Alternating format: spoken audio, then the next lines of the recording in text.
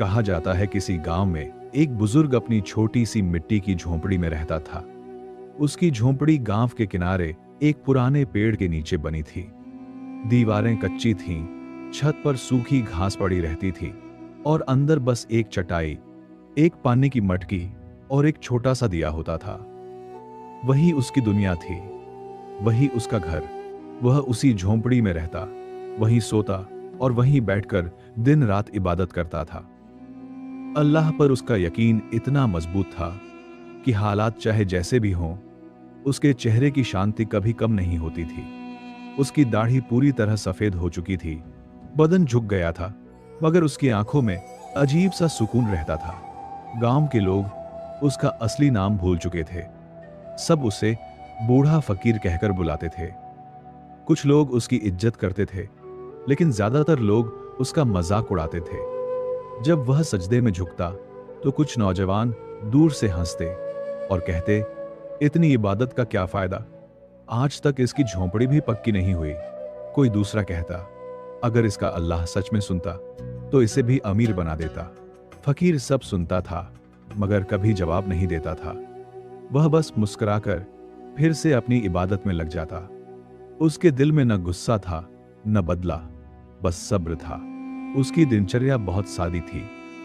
वह सुबह अंधेरे में उठता, पास के कुएं से पानी भरता, वुजू करता और चटाई पर बैठकर इबादत शुरू कर देता। सूरज निकलने तक वह सजदे में रहता।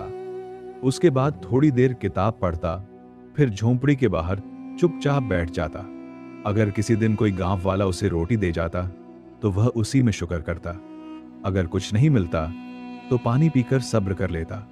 वह कभी किसी से कुछ मांगता नहीं था। वह बस इतना कहता, रिज़्क देने वाला मैं नहीं, मेरा रब है। गांव के बच्चे शुरू में उसे चिढ़ाते थे, कभी उसकी मटकी उलट देते, कभी झोंपड़ी के पास कंकड़ फेंक जाते। फकीर बच्चों को भी प्यार से देखता और कहता, बेटा खेलो जरूर, मगर किसी का दिल न तोड़ो। धीरे धीरे कुछ बच्चे उसकी बातों की तरफ खींचने लगे।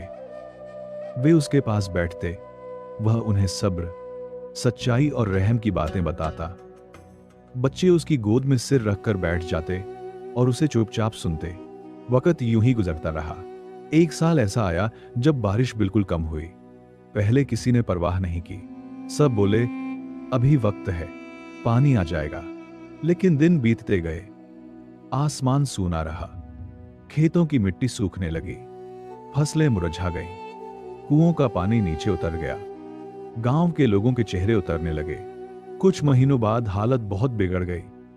कई घरों में अनाज कम पड़ने लगा, बच्चों को पूरा खाना नहीं मिल पा रहा था, जानवरों के लिए चारा मुश्किल हो गया। अब वही लोग जो पहले फकीर का मजाक उड़ाते थे, परेशान होकर उसकी झोंपड़ी की तरफ आने लगे। एक दिन कुछ किसान आकर चुपचाप उसके सामने बैठ गए। एक किसान बोला, बाबा, हालात बहुत खराब हैं, हमें समझ नहीं आ रहा कि अब क्या करें। फकीर ने सुकून से कहा, जब इंसान हर रास्ते से मायूस हो जाता है तब ऊपर वाला अपना रास्ता खोलता है, मगर उसके लिए दिल में यकीन चाहिए। दूसरा बोला, हमने हर कोशिश कर ली मगर कुछ फायदा नहीं हुआ। फकीर बोला, कोशिश हाथों से होती है मगर नतीजा अल्लाह के हाथ में होता है। उस दिन के बाद गांव में अजीब सा सुकून फैलने लगा। लोग शाम को चुपचाप उसकी झोंपड़ी के पास बैठने लगे। वहां न कोई शोर होता न झगड़ा, बस दिल हल्का करने वाली बातें होती थीं। एक शाम फकीर ने कहा, आज रात सब लोग यहीं मिलकर सच्चे दिल से दुआ करेंगे। कोई दिखावा नहीं, कोई मजबूरी नहीं, बस यकीन। रात को पूरा गांव इकट्ठा हो गया। बूढ़े, जवान, औरतें, बच्चे सब मौजूद थे। सबने सिर झुका लिए। किसी की आंखों से आंसू बह रहे थे, कोई खामोशी में डूबा था। रात गुजर गई, सुबह हुई, मगर आसमान अब भी साफ था। कुछ लोग मायूस हो गए। वे बोले, शायद हमारी दुआ कबूल नहीं हुई। फकीर ने कहा, दुआ का जवाब वक्त से आता है, अपनी मर्जी से नहीं। सब्र रखो। दूसरे दिन दोपहर के वक्त अचानक तेज हवा चली। आसमान में काले बादल घिर आए। बिजली चमकी और फिर पहली बूंद गिरी। सूखी जमीन पर जब पानी पड़ा तो सौंधी खुशबू फैल गई। बच्चों ने खुशी से शोर मचा दिया। किसान सजदे में झुक गए। बूढ़ों की आंखों से आंसू बहने लगे। बारिश जोर पकड़ती गई। कई दिन तक पानी बरसता रहा। खेत फिर से हरे होने लगे। कुओं में पानी भर गया। गांव में फिर से रौनक लौट आई। सबसे पहले लोग फकीर की झोंपड़ी की तरफ दौड़े। वह चटाई पर बैठा, आंखें बंद किए, सुकून से मुस्कुरा रहा था।